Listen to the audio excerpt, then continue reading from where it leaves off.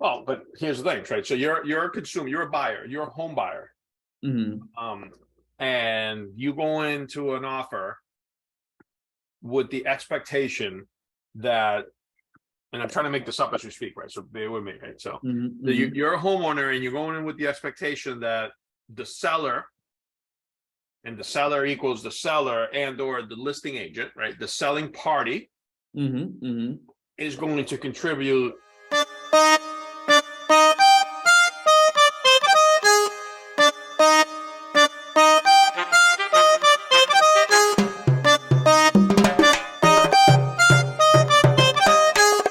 Good morning, everybody. Robert Kenneth Morillo, PA, broker associate with Compass, Florida, license number BK3373543.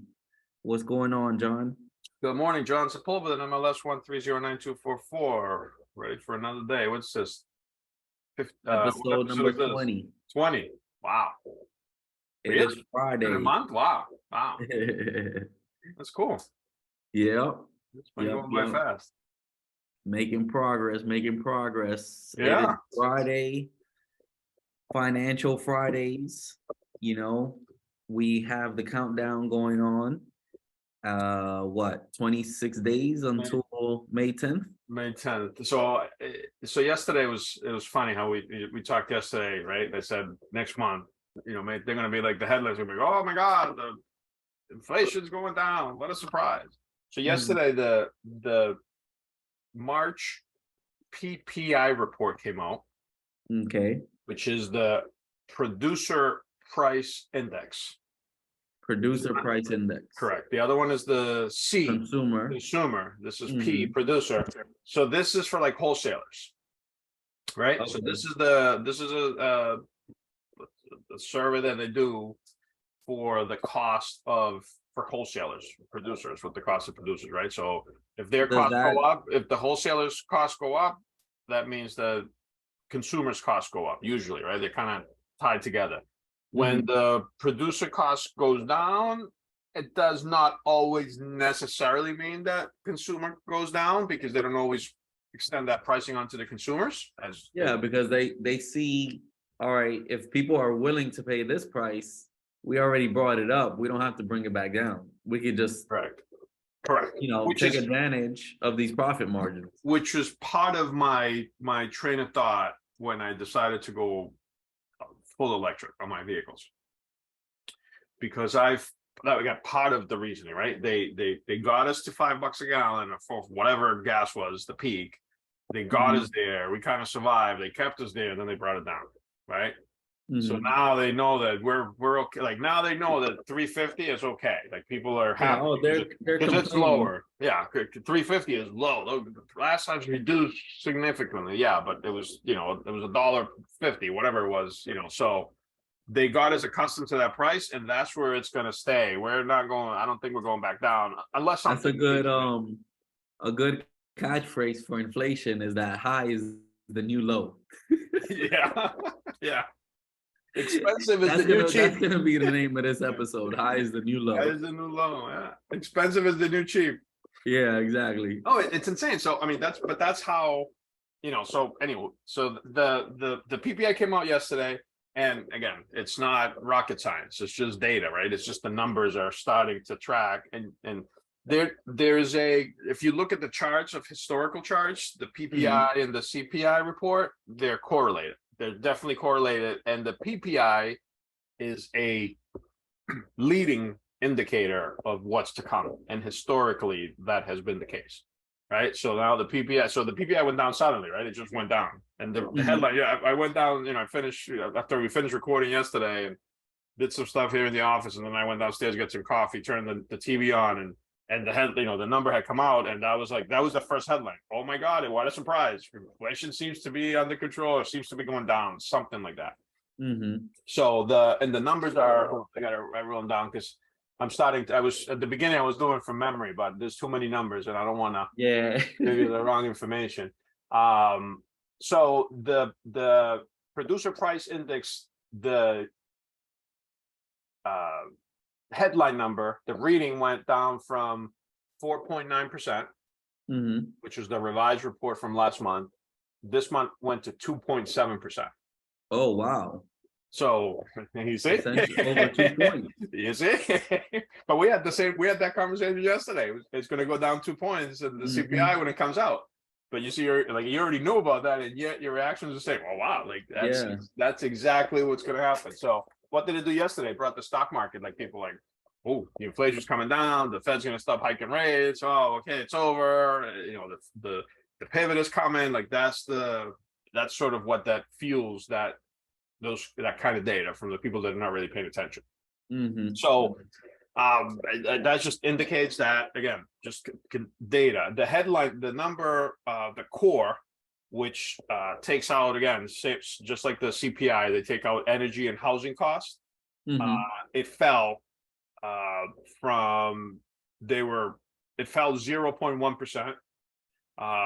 And they were expecting a gain of 0.2%. So they were expecting the core to go up, and it actually went down slightly, but it went down. And then let's see, where is my note here? If the core inflation declined from 4.4 to 3.4%. So this is inflation that takes out housing and energy costs, right? Because those are lagging indicators that are higher, so they skew the numbers. So they do it with housing costs and without housing and energy costs. So without housing and energy costs, core inflation declined from 4.4% to 3.4%. Again, on the down, and the trend is, so that should follow, right? All the rest of the reports that start coming should start seeing that trend. And the May 10th should definitely, on the consumer price, you should definitely see a drop, perhaps just as big, perhaps, a couple of points should be anyway, right? Based on all the data and all the math. So that should be, should be like when that number comes out, like the headline is going to be, oh my God, the Fed, like, over tighten, they're definitely stopping. They'll definitely do another. And right now the market, yesterday was 69% odds that the Fed does the 25 basis point hike at the next meeting. The market's sort of betting. This a fraction of the market that's saying he's going to stop, but their talk says there's going to be, and that one might be the one that breaks. Like that might be the one that like really like does the damage. That extra rate hike that's coming. That might be it. Well, and there's really, like, if you look at the data, right? I mean, if you look at all the data, right? If you just look at data and do nothing else, and compare the charts and compare the numbers, and look at this report from yesterday, right? It's just everything is kind of leading to that. Inflation's coming down. I mean, it's coming down. You gotta let it breathe. You gotta let it do. I mean, it sounds hopeful, right? But well, it sounds. See, the problem is that it sounds very hopeful, right? Inflation's going down. The problem is that the method to get there is what's going to cause a problem, right? Because the rate hikes have been multiple and have been fast. It's basically been a year of hike. Yeah. But it's like if you I don't know, I mean, if you go to the gym, right, and I start lifting weights, and you're trying to push your I hit it hard, like I fast. pump it, and I do it, like I pump it like Monday, Tuesday, Wednesday, Thursday, Friday, like I pump it and I go over the limit and I just go all out, and I wake up Saturday morning and I will look at myself in the mirror, and no, that I'm expecting. Okay. I've been working it so hard. I've been doing it so hard. I want to see the six pack, and the definition. And on Saturday morning, it's not going to be there. It's just a week. It's not going to happen. It's just not enough time to do it. And kind of, if you follow my crazy logic, I see what you're saying. You want to see the results quickly. They're trying to see, but it's just not. You got to let it compound over time. Because from 9.2% to 2%, that's just too much in a year. You're just not going to do it. Number one. Number two, we've already talked about this 2%, unicorn that Janet Yellen kind of came up with, it's a unicorn. It's not really a thing. So essentially, I mean, you know, human behavior, we want instant gratification, and it's like things are more reactive than proactive. Well, I mean, I think it's part of that. I think part of it is he screwed up. The Fed has screwed up. Powell, and then the whole Fed, they've screwed up. They completely botched this. There's just no other really answer to it. You know what I mean? There's just no other explanation. They botched it. They fell asleep at the wheel. The signs have been there. This is not a secret. Like, it's not. But at the beginning, when they were being warned about you're doing too much, and that's what I mean when I say we're being reactive, not proactive, because we're reacting to the consequences of those decisions instead of being proactive. When you see the signs, you know, if there's a fork in the road, you either go left or you go right. You don't ignore it and go straight. And it seems like they've been ignoring it and going straight. they ignored it, exactly, because they're just, oh, we gotta cut the rates, that's it, inflation 2%, you know, and they just ignored all the signs, and they've been saying no inflation. Then it's transitory, then it's soft landing. Then it's so last month's report, we talked about this already. The expected GDP number is 0.4%. Right? So, and last month, I mean, we were at what was it? I don't even remember now. We got to go back. 2.8, I think it's the revised figure that we just the GDP in the first quarter. Yeah, it was 3.2, and I think they revised it to 2.8. I forget what it was, but let's forget about the revision. 3.2. Let's use that number, right? The 3.2. Forget about the revision. But the Fed in their meetings, they announced that they expect final GDP to be 0.4. So to get from 3.2 to 0.4, it means you have to have negative numbers in order to equal that, right? Because you're reducing, right?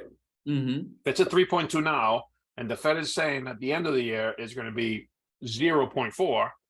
Well, to get from 3.2 to 0.4, you have to subtract them, right? And you got a number, and it's right. You have to subtract 3.2 from 0.4, and that is what the total GDP is going to be combined for the final 3 quarters of the year. And when you add all 4 quarters together, plus or minus, your final number is going to be 0.4, and our starting number is 3.2. And the supposed, and I say supposed because that has changed with this administration, the definition of a recession has always been 2 consecutive quarters of negative GDP. 2 consecutive quarters of negative GDP. Correct. And typically it doesn't really hit the news or awareness until after the recession has kind of already passed, right? Or like after it's already started. Correct. That's when they announce we have a recession. But again, the technical definition to be in a recession, it's 2 consecutive quarters in a row, obviously consecutive, of negative GDP growth. And that has always been the case as long as they kind of track that, except current administration last year, they said, well, not really. It's not really 2 negative quarters in a row. Yeah, we had 2 negative quarters in a row, but employment is really good and it's booming. So it's really, they kind of changed the definition. I mean, they literally did that live, like on TV, and people were like, oh, great, eating it up. Okay. So, but the Fed announced in his report that the end of the year is 0.4, right? So the only possible math formula to get to from 3.2 first quarter to 0.4 at final number in a year after 4 quarters is there's got to be some negative numbers on the way to get to 0.4, right? So if you have negative numbers on the way and you only have 3 quarters left, right? That was quarter 1 report. You only have 3 quarters left. We're going to lose 2.8, right? From 3.2 to 0.4. There has to be some negative numbers there. And probably 2 quarters in a row, if not all 3 quarters, that there's going to be negative numbers to get to 0.4. You follow me? So the Fed in his report last month said, he didn't say there's going to be a recession, but the data, the numbers say there's a recession. You follow me? But Yeah. so Like it's like being in denial. correct. Well, who's on first?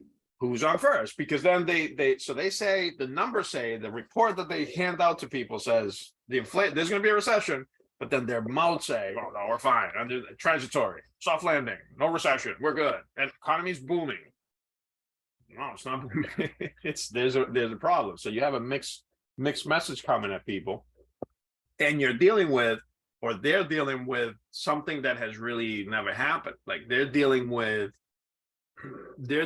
this situation like they dealt with it in the 70s.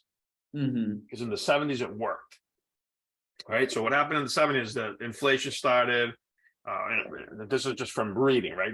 I don't, obviously I didn't live in the 70s, so I don't have the full experience of, to know, but from reading, it's the inflation started, oil prices were up, there's restriction in oil, inflation, blah, blah, blah. They started hiking and they stopped hiking and they reversed. And when they reversed, the Fed at the time, when reversed, it came back and the inflation came back stronger. Like it came back much harder. So that kind of, there's a precedent there, right? So current chairman kind of did the same thing, right? They were rising. If you remember, in 2018, the rates went up. If you remember, like in 2018, the end of 2018, they were hiking rates because inflation. They're trying to keep inflation under control, and we got to like, I want to say high fours, if I remember correctly. Like we were so low, like we were really low, and then they kind of hiked, and we kind of got up to the high fours. High fours, right? Now, back then, I wasn't really paying attention. I didn't have this, I wasn't into this kind of thing I'm in now with the information and reading. And so I was just like everybody is right now, for the most part, really unaware. Rates went up. I really wasn't following it to tell you how we got there, right? As I can tell you this time how we're at, right? So and I mean, real estate was busy appreciating. Yeah, things were appreciating. The market was crazy, but the rates, they were hiking the rates, and he was trying to. But then he had flipped. And so again, and I'm just kind of paraphrasing because I don't have the whole kind of story, and I wasn't really prepared to talk about it. So he flipped, and the inflation obviously came back up again. You got the pandemic, kind of everything got through, just kind of got thrown in there, and inflation went back up again. So he has a fear of, there seems to be, right? That's what analysts say, right? He has a fear of like stopping too quickly and taking his foot off the gas too quickly and letting the inflation come back and creep up on again. So he seems to be determined this time we're going to get to 2% no matter what, and there's going to be pain. I mean, that's just and I keep on saying that because he has really pretty much said that every single press conference. It's in some form or another, he has said the words, there's going to be pain.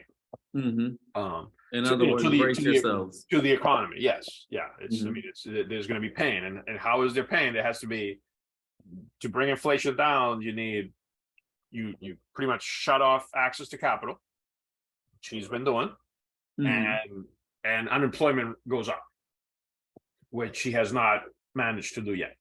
Yeah. At least the numbers are not saying that, right? So what's happening? They're looking at the data, but they're looking at the historical data. They're looking at the numbers that always happen, right? But we talked about this at some point already. This is a different market. Like this is a different world. The numbers are skewed because the data is, the reports are based on data analysis and collection. Based on the model that's always been there, go to college, get a job, work forever in your company so you can get your pension and you can retire and live happily ever after, right? That's kind of the dream that they sold us, right? So yeah, that kind of ideology is still what leads the data gathering part of these reports and these surveys. Do you think a lot more people are being more, I mean, clearly there's a lot more creativity going on as far as ways to create income. But with I think it has become very well known, you know, like the damage that student loans have done. Do you think people have been staying away from student loans and going to 100%. college? 100%. Kids are It's been an stopping, influx of, it's there's kids are stopping to, kids are not going to school. The young kids, like my son's generation, my son's 19. mhm, That generation, there's, they're not, they're, we don't need school, we don't need school. Like, there's a waste of money. It's a waste. I mean, it became a waste of money. yeah. You know, you go to Mhm. college and you pay $90,000 to study art history. Nothing wrong with art history. I mean, there's absolutely nothing wrong with that. Mhm. However, You can hardly capitalize. well, I mean, it's been my experience. I'm 51 years old. I kind of, I'm not that old, but I'm no spring chicken. But I've learned one thing, right? When you have a family and when you sit down to eat and you put the plate on the table, it's really, really good and helpful that there's food on top of the plate, not just the plate. You know what I mean? It's really helpful. Like, it helps a lot. Nutrition. Well, I'm serious, man. And I mean, It really helps a lot when there's food you on the got plate. and you have That's some right. of these. I mean, and you got some of these, these young, people that are going to college and getting into this debt. Just related to that multi-generational thing we're talking about yesterday, right? Because the Yeah. thing is, you turn 18, you go to college, you leave the house, you turn 18, you leave the house. It's not really about an education. It's more about getting out of the house. Mm-hmm. You got these kids, they're going to the schools, they pay, 80, 70, I mean, a state school is $50,000-$60,000 a year. That's insane. 4 years, $200,000 college, loan that for 4 years of college at a public university on a, you know, art history major. Mm-hmm. Again, nothing wrong with that. I mean, it's perfect. You are great.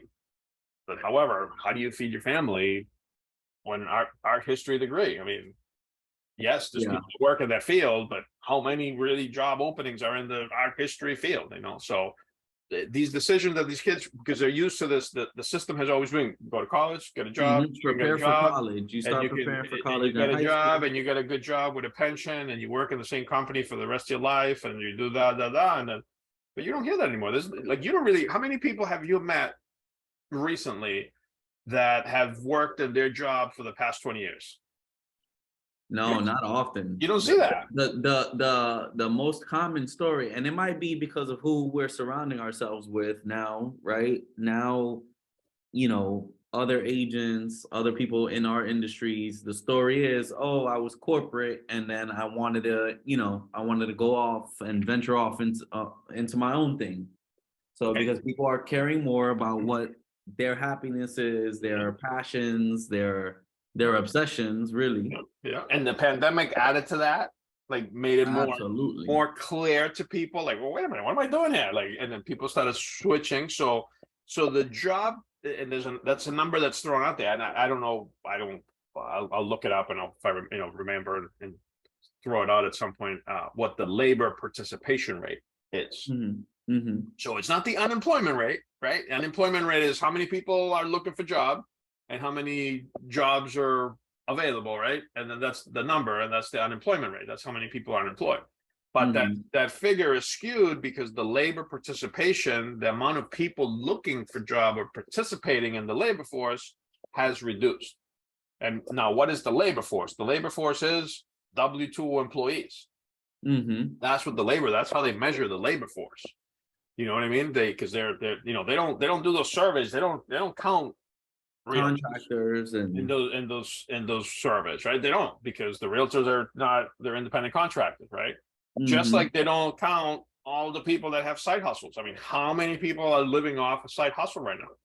How many people live off Uber and Lyft? Yeah. I mean, how many? And those are considered independent contractors. They're independent contractors. I mean, how many people have? I know plenty of people, plenty of people that left their job and full time, during the pandemic. That kind of forced them. It wasn't planned. Wherever they were working shut down in the pandemic, and they switched to the rideshare platforms or the food delivery platform, and and they're making the same amount of money or more that they were making at a job working hourly, and now they're independent contractors.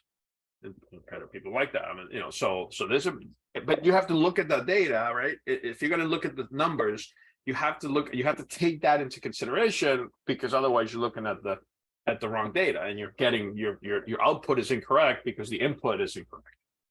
And that's where we're at. Like that's the where we find ourselves. That's why, you know, we joke and you know, and hopefully somebody at some point sees this thing and they know who's on first, so they take the time to go watch who's on first, because you watch the clip and you understand what that means, because I got a background in baseball, so it was very humorous to me. And you understand how crazy it is, that conversation that they had. But that's what we're having. I mean, that's literally the conversation that these people are having up there. Like, I mean, yeah, it's great, yeah. You know, Silicon Valley Bank, yeah. But they were diverse and inclusive. That's number one, they were diverse and inclusive. But $219 billion that they had in deposits, poof, disappeared. But they were diverse and inclusive, and that's the important thing, right? It doesn't matter because the truth of the matter is, what they really caused was a major, you know, that's going to come back in history, and you're going to see that decision by the administration as something that could come back and bite them in the ass. Just because they opened up a can of worms of saying, well, we'll take care of your deposits that's safe, and they went against sort of the tide. Because that could open up a box of Pandora down the road for other banks that need to get the same thing. And there's nothing wrong with that. The problem is that in order for the other banks to get the same thing, at the end of the day, they need to print more money, number one, which is going to hurt all the stuff that they've been doing, and number two, you and I are going to end up paying for that, as we always do. Now, is there a way to, let's just say a bank collapses, get everybody's money back, get them paid back, and just shut the bank down completely and not bail the bank out? Or you have to, in order to return everybody's money, the bank has to be bailed out? The bank, well, there's no other, money's going to come from somewhere, right? It's like the same analogy. I'm going to try to come up with an analogy of it. Because as a consumer, if I'm just banking with someone, right, I honestly can probably give two damns if the bank returns, as long as I get my money back. Well, but here's the thing, right? So you're a consumer, you're a buyer, you're a home buyer. And you go into an offer with the expectation that, and I'm trying to make this up as we speak, right? So bear with me, right? So you're a homeowner and you're going in with the expectation that the seller, and the seller equals the seller and or the listing agent, right? The selling party is going to contribute 3% to the closing cost. That's the expectation that the buyer has going in. Yeah. Right? That the selling party is going to contribute 3% to the closing cost. Yeah. So when the listing agent presents that to the seller, who's going to, like, the seller could be like, okay, great, it's on you. You pay for it. You're a part of the selling party. I'm not paying for it. You pay for it.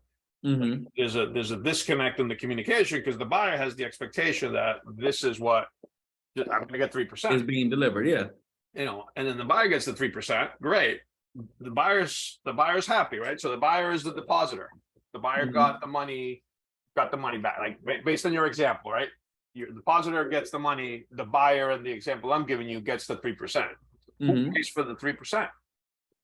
The selling party. Well. And who's the selling party? Let's clarify that though. That's right. That's my point exactly.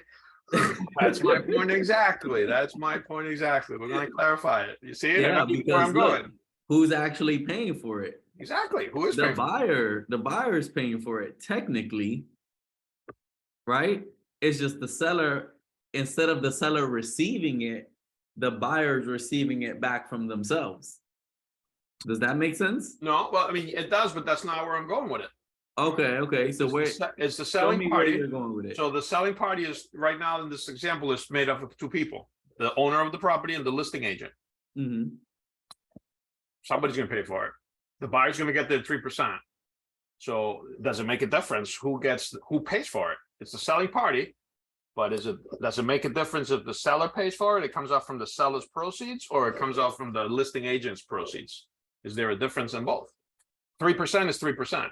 Yeah, exactly. The buyer doesn't care where it comes from. Correct. The buyer is the depositor to the bank. We're tying this to your question, to your original example. Got it. Right? Okay. So the buyer is the consumer. The consumer doesn't care. Doesn't care. But what the money comes from, is there a difference? Is there a difference if the money comes from the seller proceeds or from the listing agent's proceeds? Is there a difference? No. Right? There's absolutely no difference. That's what the current administration has said. Just what you said. There will be no cost to the taxpayer. So now let me think about analyze the question, right? The seller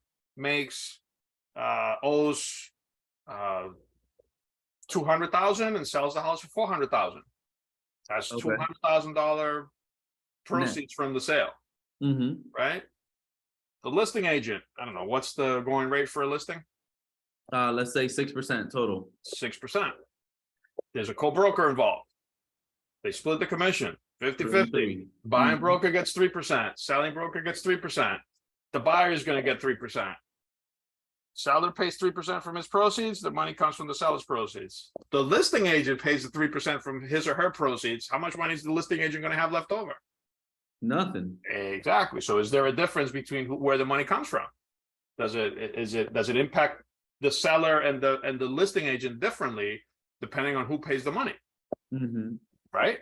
Yeah. I mean, the selling party is giving the credit. So the buyer is like, oh, the seller is giving me the credit. What a wonderful seller. But it wasn't the seller, it was the listing agent who did it. Yeah. The listing agent worked for free because he got a listing, he paid the buyer's commission, but the listing agent had to come up with the cash out of his or her commission to pay for it. The concession. Similar concept. The government says, no, don't worry, we got you, we bail you out, even though it's not what the law says, it's not what happens, it's completely different and reverse and what happens, and they use it's too big to fail kind of, line, comparing it to Bank of America, JB Morgan, or one of these big companies, right?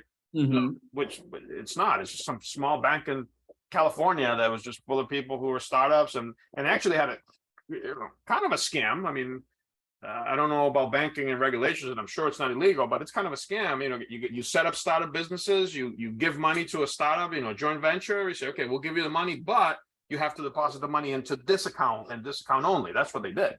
So they had all this money because they had all these venture capitalists that they were all working together in cahoots, and they put the money in. They said, okay, we'll give you the money, we'll give you your startup, your venture capital, but you got to put it in here into this bank. That's part of what caused the same reaction, because the venture capitalists who sunk their money into these companies that were startups saw what was happening, and they called the companies and said, you better get my money out of that account right now because that bank is in trouble. And they all ran to get the money out, and they took out like 20 billion in less than 24 hours. Yeah, that's how that happened, because the VC guys were like, hey, get that money out of there, my money is in risk, get it out, because their money's in risk, right? Of course they're gonna lose money, then they move and they do the stuff. So that was the entire dynamic. Is they said, we're going to print money. It's got to come from somewhere. It's not from thin air. So when they print money, the FDIC has an insurance, and the FDIC insures depositors, right? That's what it's there for. Problem is that's only 250,000, and they have a certain amount of, and they fund it from fees that they charge the banks, right? There's a fund for that, but they only have like 25 billion in the fund, and Silicon Valley had 219 billion, so they're way short of you know what I mean? Like, so where's that money come from? Well, we're going to print the money, right? And the banks are going to, don't worry, Mr. American taxpayer, we got you. The banks are going to pay the fees. We're going to bail them out, but the banks are paying the fees, sure. And that's great. That is what's going to happen, right? The FDIC is going to impose a higher fee on the banks, right? So again, this is totally made up. I have no idea what those fees are. That position that they had void or had filled with someone who was more concerned about nature.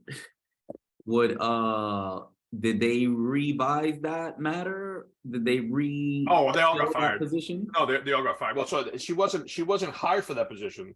She Mhm. was She was just filling in she until. filled in for that position. Correct. Yeah. She Mhm. was doing that. She was risk manager in Europe of something, Mhm. risk manager, but it was about the environment and the diversity and inclusion, and so in Europe, and then she somehow incorporated that here into. Again, Doesn't make sense. there's nothing wrong with that. But they switched that up already, right? Well, yeah, well, the bank is closed, so I mean, they switched it up in the sense that the lady no longer has a job, but the decision is already made. It's a decision already made. You know what I mean? It's just you make these decisions in business that have impact. I mean, it's just look at Bud Light. What's going on with Bud Light, right? I have no idea what's going on. They decided they did a marketing campaign, and some people are not going. Some people are just not reacting well to it, and like their valuation is lost like 5 million. Like it's a crazy number that they've lost. Like all this in the past like couple of weeks. It's just been a massive kind of So, and I mean, it's based on decisions, right? At the corporate level, when you make decisions, I mean, you have to make this. I mean, it's business. I mean, it's hard to have the conversation. At least for me, it's very hard because I'm a very compartmental person. Like I'm very analytical, and things have to make sense to me in order for me to like conversate about it. You know what I mean? Like it has to make sense. If it doesn't make sense, like you see when we're talking about technology, like, I don't know what that is. Like, yeah, I can't have it's just the amount of time it's going to take me to process all that data and try to figure out to have like a smart, intelligent conversation. I don't have the, you know what I mean? So it would take too long. So I'm like, all right, just you handle that technology part because it's not my thing. It's not that I just to spend my time trying to learn about it, to have a correlating conversation, it just takes too much because I'm not versed on it. Yeah. It's kind of the just how it goes. But yeah, lost my train of thought. What was I getting on? About the Bud Light situation. When in business, when you make a decision in business, it has to be a business decision. Like you can't mix, you can't make business decisions and then try to be doing something else, right? In the case of the Fed, or the risk manager for the bank, like let's exactly further, right? If your job is to be the risk manager for bank and you manage the risks that the bank takes, that should be your only job. Like that should be your only focus. Your focal point. Because it's a very important thing. I mean, it's like if you, I don't know, if you make I don't know, apple pies, right? You have an apple pie factory. And the person in charge of purchasing don't try to bake chocolates. Well, the person in charge of purchasing forgets to buy the apples. And you have your whole production, you got everything ready to go, you got everything. And Except then looking for the apples, and then where's the apples? Oh, but we got a whole bunch of cherries. That's great, but we're not a cherry pie maker, we're an apple pie maker. I mean, it's the same kind of, it sounds silly and dumb to make an example like that, but it's exactly what happened. That is exactly kind of they would look at it. So they looked at something else, but that has effects, right? That has negative effects because it's a corporation and it's money involved. So the effects of that decision by that leader at that time, CEO or chief marketing officer or risk manager, in this case of the bank, whoever makes those decisions, if they make those decisions based on a set of criteria that are not really related to the subject matter at hand, the decisions might not be the best decisions, right? So the risk manager, I mean, she focused on the environment. Wonderful, great thing to happen, but that necessarily did not put her in the best situation to make the best decision with $219 billion of other people's money. Yeah. She had, she had her eye on something else. So there's a lot of, that's what's kind of happening in the industry now. You're dealing with these type of decisions that are based on this perceived, notion that there's certain things that certain companies have to do, and if these companies don't do that, then they're not good companies. there's a Mhm. big issue, like here in Florida, with ESGs. ESGs, what's that? Uh, environmental, I think it's environmental social grade. Uh, something about how corporations and public companies. In environmental, social, and corporate governance. There you go. And it's a ranking that they get, and it's tied to their their environmental, contribution. how they contribute to social justice and diversity and inclusion and the environment, all super valid and important things. Like that's 100%. Mhm. Problem is that there's some companies. One very famous one is Blackstone. Mhm. These are investment firms, right? So what these firms do is they take people's money, pensions, for example, Mhm. and they manage those pension funds. Funny thing, how our topic for today was supposed to be about the Ritz, and now you're bringing it around full circle. There you go. So they take they invest the money, REITs being one of them, but they take the money of pension funds. Let's just talk about pension funds, right? So, I mean, what's a pension fund? Essentially, a fund. When you retire, you get access to those funds. Correct. So think about this. Put yourself in the person's shoes, right? So you're a person who's about to retire, who's almost there, has been working for 20, 25 years, whatever, at the same place, which gave your whole life up. Give your whole life away. You got your plans, you got the numbers, you got the pension, you got Social Security, you got this, you have all these plans, right? This is how much I'm gonna make, right? This is what I'm expecting, my paycheck, I got my mortgage paid off, like this purpose. These people have their lives kind of quote unquote set. Then you take, the investment firm who's handling the pension fund for that person's company, and that person decides, like the risk manager from Silicon Valley, that he or she is going to focus on inclusion, diversity, and the environment.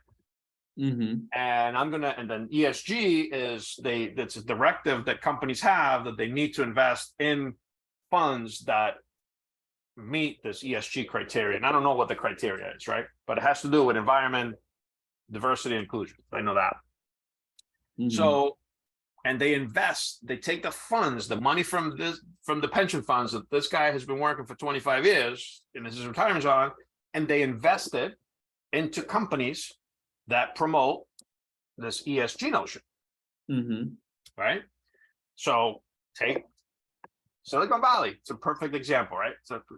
So I'm a it's a bank. It's not a business, but it's a real. I mean, you can. It's a bank. It applies, right? So I say I'm looking at where I'm going to put my money, or I'm going to deposit my money. And Silicon Valley, they were flying. They were doing really well. The deposits were high. The bank grew like exponentially. They were like a superstar. And their ESG scores were through the roof because they had all they didn't have a risk manager. They didn't think it was important enough. It was more important to have the lady in charge of inclusion and diversity in the environment. And boom, the ESG scores were through the roof. They were awesome. Like, this is my place. This is where I'm going to put my money into the bank. But then they forgot to do the risk management part, and I lost the money. You know what I mean? That's kind of out of control. It's insane. But because they're keeping an eye on this ESG score, right? But then the same example, right? I've been working for 20 years. I put my money into this Silicon Valley because it has and they're worried about ESG scores. They're not worried about protecting my money. And now my money's gone, and I'm retiring next year. Now I have my whole pension or half of my pension is gone. So I was going to get $2,500 a month, and now I'm going to get $1,200 a month. I mean, that's people's lives that you're messing with. That's insane. It's insane, and that's what happened. Like, that is a truth. Like, that could totally happen. That's not. I made up the whole story as I went along. But that could totally happen. But it's real life. People's lives. It has happened. Well, of course it has. It's happening, and it's going to continue. How many people do you see working at Publix, working, these jobs that are definitely not supplementing? I have family members that they've been working at a couple, and they've been working. She's been at one company for 20 plus years. He's been at another company for 20 plus years. 401k, they're doing their thing. You know, they each had close to $300,000 in their 401k. Now one has 75 and the other one has 150. And they're retiring, and you know, and one is 60 and the other one's 57. My gosh. Just like that. Poof. They didn't lose it all. They lost more. I know, but the amount that they did lose, poof. But and the worst part is that, you know, one of them is 60 and the other one's 57. And they want to retire at 65. Not happening. And I had to kind of that rate. I saw, well, it's not happening. It's not happening. I mean, they could invest. But they're not going to get it back. I mean, if they invest properly. It doesn't matter how properly they invest. From 60 to 65, he's not going to get from almost 300 to almost 300 to 75. He's not going to get that back in 5 years. I mean, no, if he invests, there are creative things you can do. Yeah, from Warren Buffett, he can do that because he has the money. But this guy's been working for 20 years. You can make there's a lot of wealth circling around these days, yeah, bro. But you ain't in less than 2 years. Yeah, but you got to have the wealth to start. You got to have the money. Well, you have to have the wealth of knowledge. Come on, and you got to have the wealth of the coin, and you got to have the wealth of coin in your hands. You can't. I can Not have really. Oh yeah, man. I can have all the knowledge in the world. I have all the knowledge that I need. And if I don't have the money to invest, what's the point? Do you remember the numbers you ran on that Golden Oak deal at the end of last year? The $17 million. Oh yeah. Do you know it hit the market a couple days ago? It did? Yeah. Hit the market at 19 million. Man, that's crazy. Yeah. That's insane. So wealth is not unattainable, but again, you know, at that age. Well, I'm not saying it's unattainable. That's not my conversation is not what I said was you got to take the whole thing into context, right? This is a couple that has been working for 20 years, and that's all they know. They're just they're working. They're like most Americans. They're just regular hardworking people. They get up every day, go to work, and come home and pay their, you know, they raise their kids. They're about to retire. They're regular people. They don't have the extra knowledge and the extra cash lying around to just start investing. Can you make money really fast? Absolutely. But you got to have, number one, you got to have the money, and you got to have the money to lose. Because when you invest like that to create, you gotta have the money to lose. You gotta be able to afford to lose that money. So it's a different ball game for now. Those are the people that the venture capitalists that were in Silicon Valley that had their money in Silicon Valley. Those are the people that got bailed out. The depositors that have the wealth and they have the money. They're the ones that got bailed out. Along with the startup business that, you know, had all the money from, you know, they got all this money from a venture capitalist, and they started up their company, and they're trying to, you know, make payroll next week, and their money was also tied up in there. So both sets of money were into this bank. So, and you can't stop. How do you pick? Well, you do and you don't. You know, you can't pick that.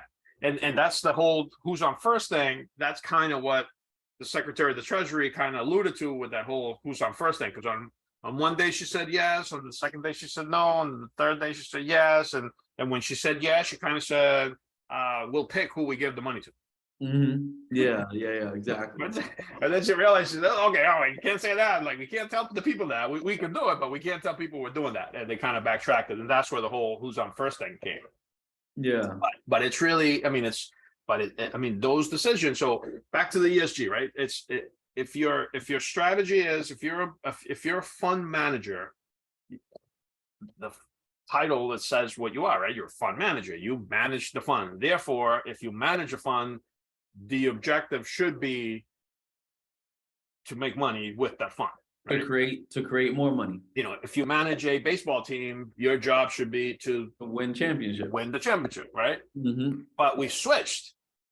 So now the baseball coach his or her job is to participate and to make sure everybody participates and feels included and welcome, and there's no winners and there's no losers, everybody wins. Yeah. So you have the kid that who's a natural athlete, you know, playing Little League, who's a natural athlete, and he's just he's just a natural. He hits the ball, he throws the ball, he runs, he's faster than everybody else, he hits better than everybody else, he catches everybody. You know what I mean? He's a natural athlete. Not the kid's fault. He's a natural athlete. And then you got the other kid who's a natural scientist. Yeah. Less about sports, and it's just he's having fun, and the butterflies are flying around, and he's turning around chasing the butterflies in left field. And both of those kids are real. Those are the both situation, and you need to focus on, well, you're going to win the game, so you win the game. They used to be like that, right? You used to get a championship trophy, and the last place they didn't really get a trophy and didn't make the playoffs, but now the world changed, evolved, which is great. I mean, but it took away from, now we're focusing on the environment. Yes, it's wonderful, but people's money, if your job is to protect other people's money, you should protect other people's money, not, make decisions based on and risk their lives. So that's what's happening. I mean, that's what this whole sort of, or livelihood, with this, the way these companies invest funds and the way the decisions they make with people's money. Again, REITs is that subject when we talk about that. I mean, that is what happens. I mean, you take your money, you invest it. They're the ones that decide what they're buying and what they're not buying. They're buying, and the funny thing is, right? So you have the media with housing. It's a perfect example. Right?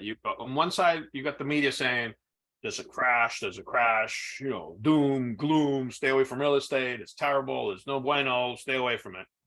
But on the other side, you got companies like Blackstone with these REITs that are investing billions and billions and billions. They're just buying up the property. What are they doing with it? What's going on? Is the market bad, or is the market not bad? Just like Warren Buffett. Okay. It's not bad for those who have units. The monopoly board. It's good for the one who owns the properties. It's horrible for the ones who don't. The one that's paying rent. It's the same board. You're throwing that dice, and you're trying not to land on that thing because the other guy's trying to land on it. It's the same board. That's how it is. It's the same board. I mean, and you take, having the same, the board, that's a perfect analogy. Like, it's both persons are playing on the same board. One wants to land on there, like praying to land on Park Ave, and the other one's like, oh no, please don't land on Park Ave. I don't have the money to pay that rent, and I can't buy it. That's real life. I mean, that's how it works. And to have and to not be aware of that, and to lose sight of that, and just make decisions based on other stuff that's important, but it's people's livelihood. I mean, that's what gets me. It's somebody's life. Just having somebody who depends on a Social Security check, on a retirement check. I've had that conversation in my lifetime with people, who just depend on that. That's all they have. Like, they're alone. They have no children. The children passed away. They're just people who are, older, retired, and alone, and they have a set of funds that's all they have. And if those funds don't come in, or prices increase, those funds are no longer enough, and there's just no way to come at from somewhere else, and they can't go do the side hustle. Yeah, they can't do they can't download the app and go the creative finance, the creative investments, all that stuff. Those are the people that you see at as a greeter, and in a store, having to work, man. That's heartbreaking. That's just it is. And more and more people every day are in that situation, and unfortunately, more and more people are going to be looking at that situation. Yeah, but that's what we're doing this for, is to enlighten the folks and bring them the value that is gonna alter that pathway. So with that said, next week we got a couple of changes that's gonna be happening. We got Monday, Tuesday, Wednesday, and then John Sepulveda is flying out to Colombia. Yeah. Yo, that Encanto, that soundtrack is one of my favorite. That's from the Colombia, favorite albums. I know. And all the colorful stuff is based on real places that are in Colombia. Real culture. Yeah. I bet. I figured they included the actual culture. Oh yeah, no, and the places. Like there's one, like I've seen it, right? It was just, but there's one place, like the colorful, like there's a lake, and that's all like real places in Colombia. Yeah, that's awesome. I can't wait to go out there myself. Maybe someday. Um, Absolutely, it'll be cool. what do you look forward to most on that trip? I'm gonna see my parents. Okay, You know, I'm gonna see family. It's just the family. I'm gonna see my parents, hang out with my parents. because you're going to Medellin, right? Medellin, yeah. Um, did you guys grow up in like the urban part? Is Medellin all urban, or is there some suburbs in there? No, Medellin is a city. It's the second largest city in Colombia. So Okay. it's a metropolitan. It's a very large city. And the city itself, it's I don't know, 700,000 people. But the metropolitan area, it's like 3 million people. It's very large. It's a very large Okay. area. Yeah. I mean, it's a And you city. It's said a full city. you're gonna go see your parents. So you guys came into America and then they wound up going back permanently? Yeah. So my parents are divorced. Oh, My okay. dad is remarried, and my mom is not. But they both retired and moved back to Colombia. Oh, okay. Nice. And part of the reason why I'm sort of so passionate about the subject, especially retirement, and I'm very passionate about that. It's like, my parents, they're the true story. Like, it's a true story. It's, they came here, they left, another country, bad situation, migrated here, did the whole process, got a job, didn't speak the language, came and blah, blah, and Built up. raised me, and whatever I am today is based on that. You know what I mean? It's just, and they finished working, they retired, not because they lost it, they Social Security. They never thought about it. Oh, Social Security, retirement, I'm good. 401k, they my mom did not have a job where she had 401k. My dad did. He did some, invested some, lost a whole bunch of money right before the market, 2008. He retired after that, and he lost most of what he had in his 401k, which was very little, but he lost most of it. Got 20 grand or 25 grand, something is all you had left over in there. And so, well, they have Social Security, and they're not living on Social Security, so they no choice but to go back home. They're retired and that the exchange works, but they realized that when they were about to retire, oh my God, can't do it. So it's an issue. I mean, it's not just them. It's just a lot of people, and most people, unfortunately, are in that kind of similar boat. So, so we, came here, they worked and retired and went back home. Yeah. My mom lives in Medellin. My dad lives in Pereira, another city. Oh, okay. And all right, what okay, so like the areas out there, what, is there a huge difference? Is it night and day between the wealthier class and the working class? Oh, absolutely. Yeah.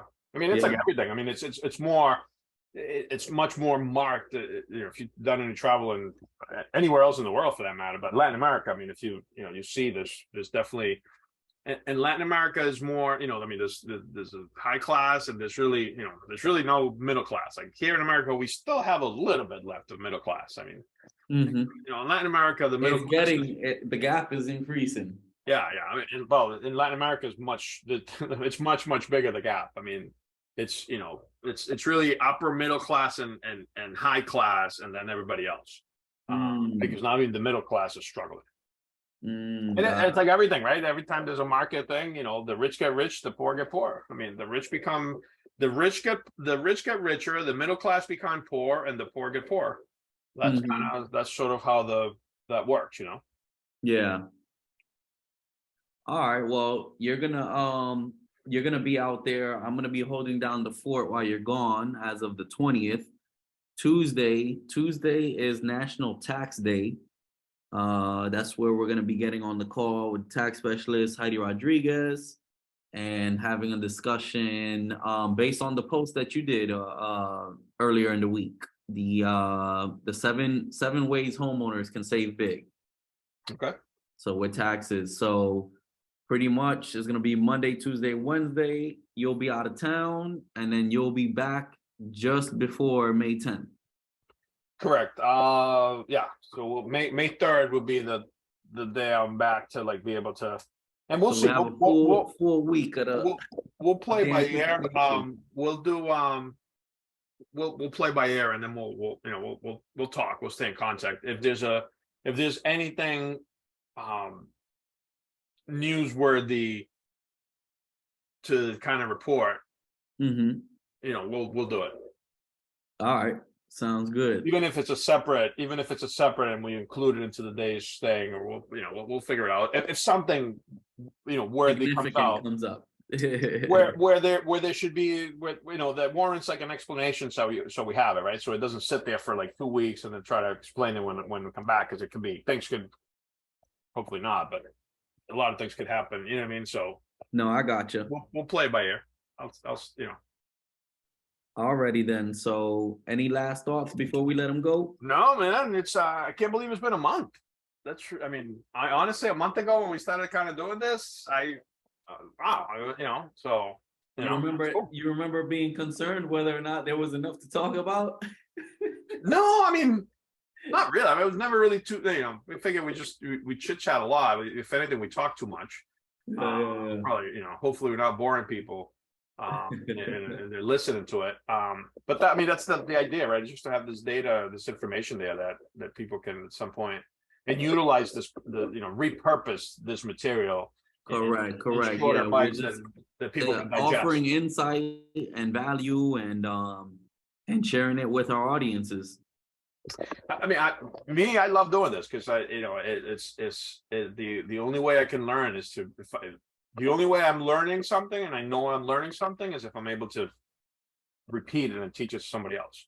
Yeah. So, hopefully you've learned something, a thing or two in these 20 episodes. And if that's no, I've definitely learned a lot of information. But the major thing I'm seeing is where the information needs to be applied, That's the biggest takeaway, is like, all right, knowing this data, having these insights, what does it matter if it's not being applied? So the application is key, because a lot of people want to be gourmet chefs, but they're taking short orders.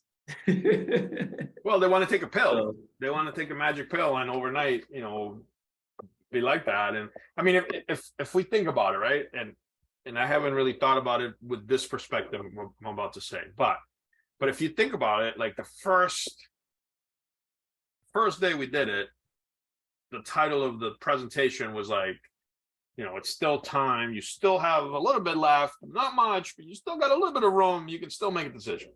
mm-hmm. And theoretically, if somebody listened, saw that first episode and was on the kind of cusp of should I buy, should I wait, and if they pulled the trigger and bought, they've made money.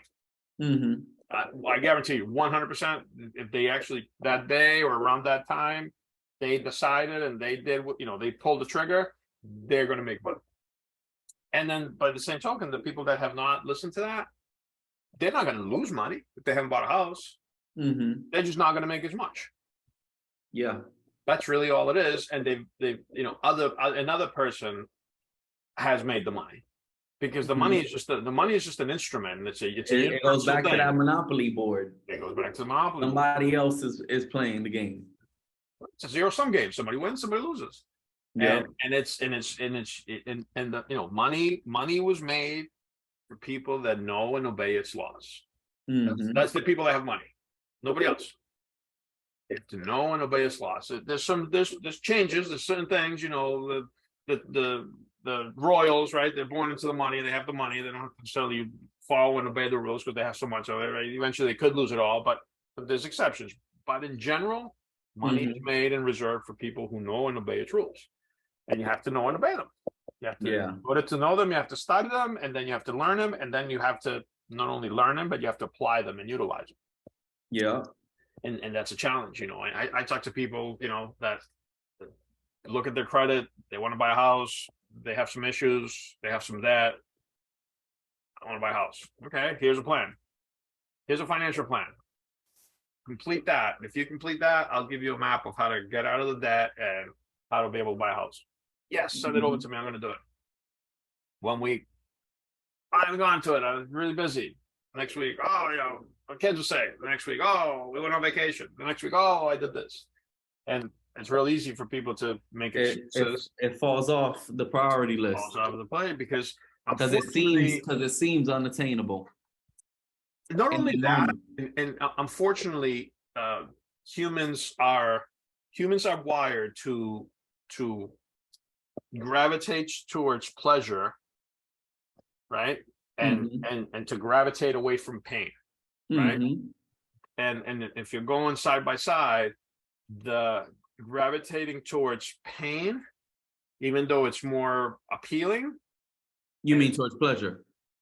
Towards pleasure, even though it's more appealing, people don't react as strongly. People really react when they're faced with the possibility of a lot of pain. When their backs are against the wall and they can no longer go, that's when people like, oh crap, I can't, like, oh my God, I gotta get food for my kids, are gonna starve. And they start working.